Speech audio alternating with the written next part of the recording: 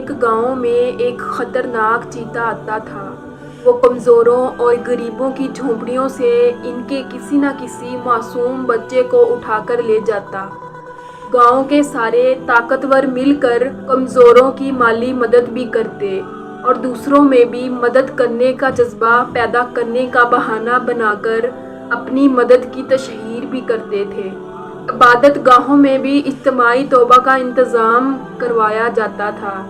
کسی طاقتور سے پوچھا جاتا کہ چیتے کو پکڑنے کی کوشش کیوں نہیں کرتے، تو وہ کہتا کوشش تو بہت کرتے ہیں، مگر شاید یہ ہمارے اعمال کی سزا ہے، گناہ بہت زیادہ ہو گئے ہیں، دعا کریں کہ مالک کائنات ہم پر رحم فرمائے۔ سب دعائیں کرتے رہے مگر کوئی دعا قبول نہیں ہوئی۔ پھر ایک دن اس کمزور انسان کا بچہ چیتا اٹھا کر لے گیا جسے مالک کائنات نے دعا کرنے کا سلیقہ سکھا دیا تھا۔ اس نے ہاتھ اٹھائے، آسمان کی طرف روتی ہوئی نگاہوں سے دیکھا اور کہا، اے وہ ذات جس نے سب کچھ تخلیق کیا اور جس کا کوئی شریک نہیں، تو نے چیتے کو پیدا کیا ہے اور اسے درندہ بنایا ہے، اس کا کوئی قصور نہیں، وہ تو اپنے پیٹ کی آگ بجھانے کے لیے شکار کرے گا اور جہاں اسے آسانی سے شکار مل جائے گا وہ اسے شکار کرنے کہیں اور کیوں جائے گا۔ اے مالک کائنات، اگر تو چاہے تو وہ چیتا دوبارہ کبھی یہاں نہیں آئے گا، مگر میں جانتا ہوں کہ تو نے یہ دنیا امتحان کی جگہ بنائی ہے اور تو یہ دیکھنا چاہتا ہے کہ تیرے طاقتور بندے تیرے کمزور بندوں کی تکلیف میں کتنا درد محسوس کرتے ہیں۔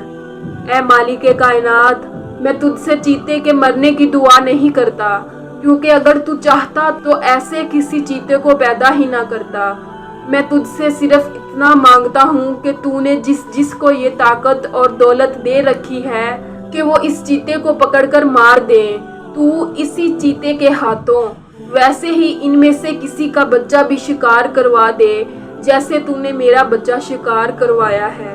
اگلی صبح گاؤں میں ہنگامہ برپا ہو گیا کہ گاؤں کے سب سے طاقتور گھر کے صحن سے چیتا اس کا بچہ اٹھا کر لے گیا ہے۔ آس پاس کے 7 گاؤں کے طاقتور اپنی گاڑیوں، شکاری کتوں اور اسلحے سے لیس لوگوں کے ساتھ چیتے کی تلاش میں نکل پڑے۔ سب کی زبان پر ایک ہی جملہ تھا کہ اب اس چیتے کی ہمت بہت بڑھ گئی ہے، یہ اونچی حویلیوں کی دیواریں پھلانگنے لگا ہے۔ درجنوں شکاری کتوں نے کچھ ہی دیر میں چیتا ڈھونڈ نکالا اور اسے مار دیا گیا۔ چیتے کی لاش کو گاؤں کے بیچوں بیچ لٹکا کر گولیاں برسائی گئیں۔ کہتے ہیں کہ اس گاؤں سے دوبارہ پھر کبھی کسی کمزور کا بچہ کسی چیتے کا شکار نہیں بنا۔ آج اس گاؤں کے داخلی راستے پر اس طاقتور شخص کے شکار ہونے والے بچے کے نام کی ایک بہت بڑی پتھر کی یادگار بنائی گئی ہے، جس پر لکھا ہے کہ اس بچے کی خون کی برکت سے رب العالمین نے گاؤں والوں کو ایک خونی درندے سے نجات دی۔ دور دور کے گاؤں سے لوگ اس طاقتور کے بچے کی ماں سے اپنی مشکلوں کے لیے دعائیں کروانے آتے ہیں، کیونکہ سب کا ماننا یہ ہے کہ آخرکار دعا ایک نیک دل ممتا کی ہی قبول ہوئی اور سب کو اس عذاب سے نجات مل گئی۔